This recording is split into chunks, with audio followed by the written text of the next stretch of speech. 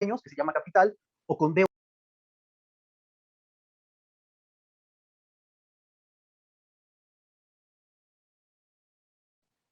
En este tema de estructura de financiamiento, la intención es que ustedes tengan conocimiento de cómo se construye la estructura financiera o de financiamiento de una empresa, que sepan determinar cuál es el costo asociado a esa estructura, etcétera.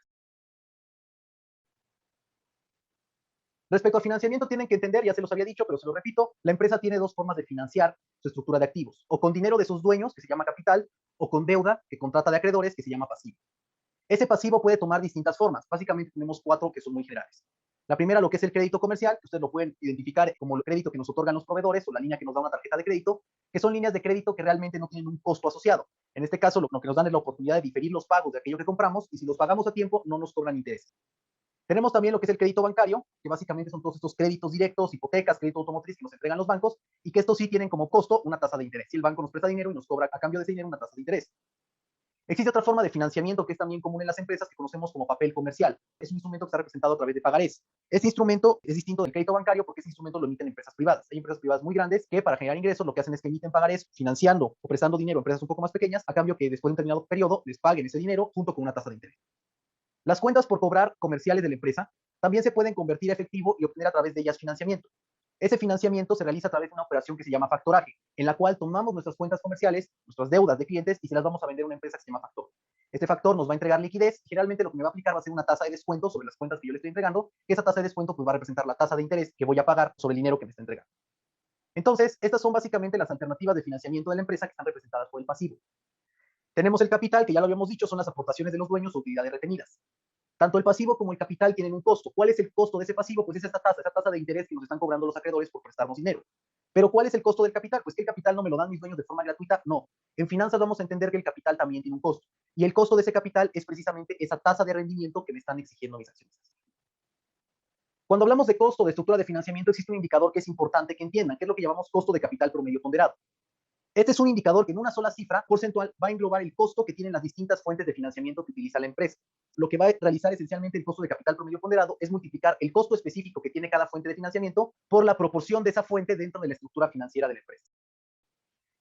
Ese costo de capital promedio ponderado se calcula utilizando esta fórmula. Sin embargo, no me interesa tanto que se aprendan la fórmula, sino que entiendan la lógica que hay detrás de ella, porque cuando entienden esta lógica van a poder resolver cualquier pregunta que les hagan respecto de costo de capital. Vamos a ver que esta fórmula en esencia está integrada por dos partes que están agrupadas dentro de corchetes. Tenemos como variables lo que es KE, que es el costo de ese capital, E, que es el monto del capital, KD, que es el costo de los pasivos o la deuda, y D, que es el monto total de pasivos que tiene la empresa.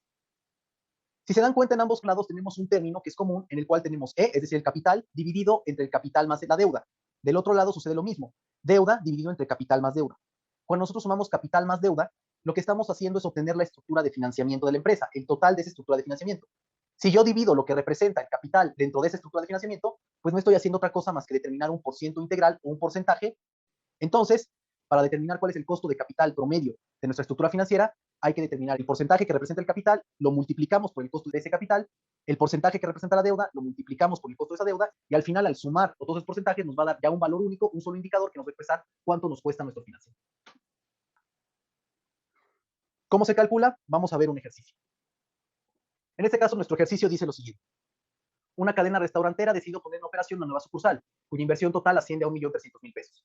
Del total de esa inversión, 500.000 pesos corresponden a aportaciones de los socios o accionistas, quienes tienen derecho a un pago de dividendos del 15% anual sobre su aportación. Los otros 800.000 se captan a través de un crédito bancario directo que cobra un interés anual de 17%. Determina el costo ponderado del financiamiento.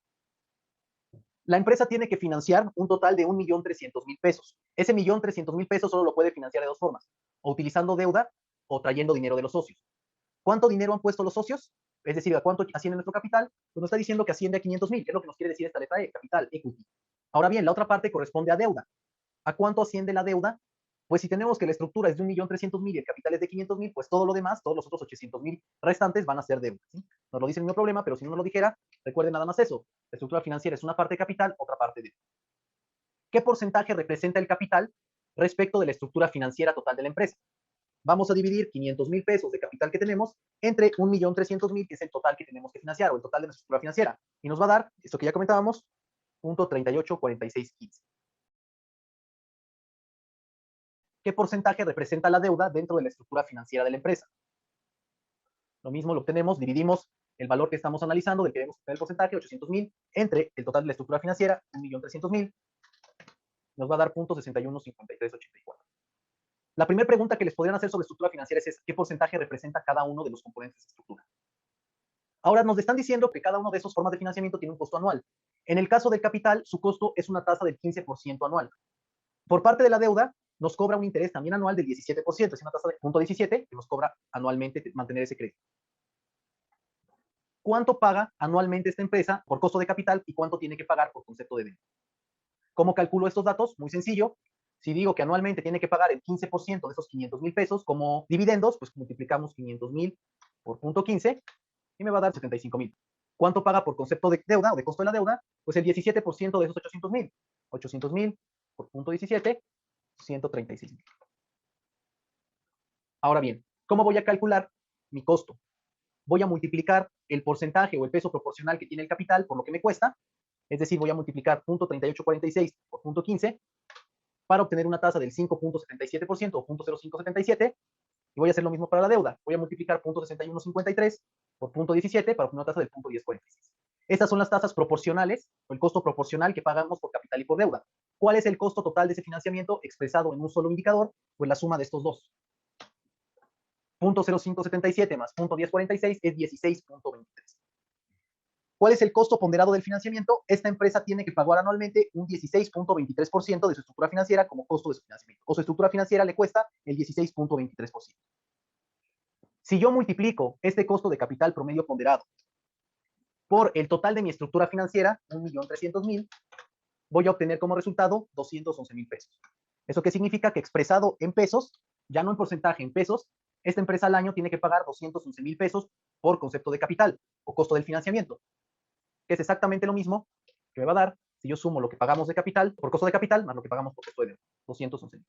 Podemos obtener un único indicador que nos exprese el costo total de esta estructura de financiamiento en un solo dígito o en una sola tasa porcentual al aplicar esta fórmula de costo de capital promedio ponderado. Para este tema vamos a hacer un último problema. Un problema que nos dice lo siguiente. Para un proyecto inmobiliario en la ciudad de Mérida que demanda una inversión total de 4.600.000, se evalúan dos estructuras distintas de financiamiento. La primera consiste en aportaciones de los socios por 2.300.000 y un crédito bancario por el monto restante con un interés del 15% anual. La segunda son aportaciones de los socios por 1.700.000 y un crédito bancario por el monto restante a una tasa de 11% anual. ¿Cuál es la opción de financiamiento más económica y cuál es su costo promedio ponderado si los accionistas cobran un dividendo anual de 21%?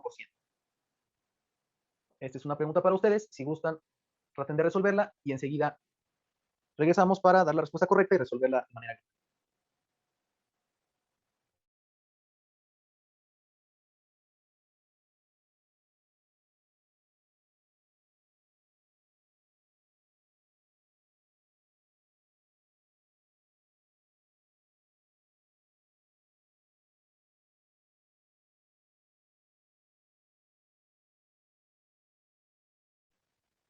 La respuesta correcta es el inciso B. La segunda opción nos entrega un costo de capital del 14.7. ¿Cómo llegamos a ese resultado? Vuelvo a la hoja de cálculo.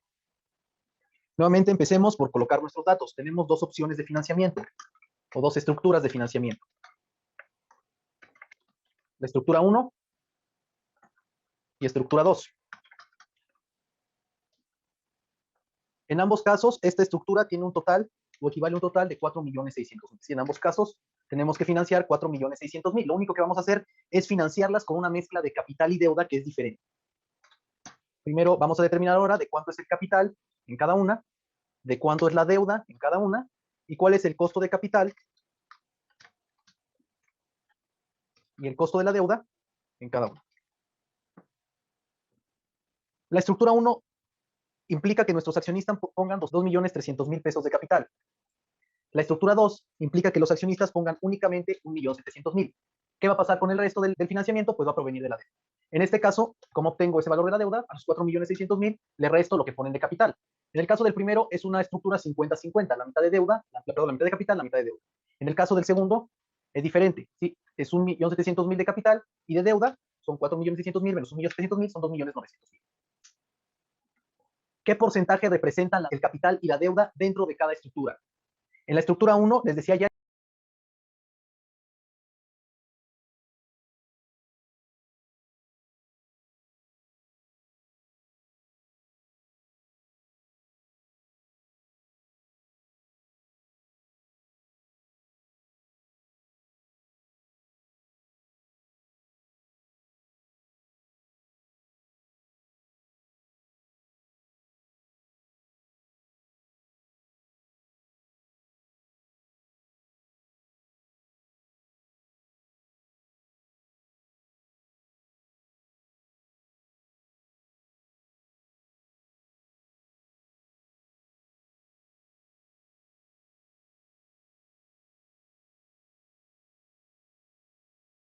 son 4.600.000 menos 1.700.000, son 2.900.000.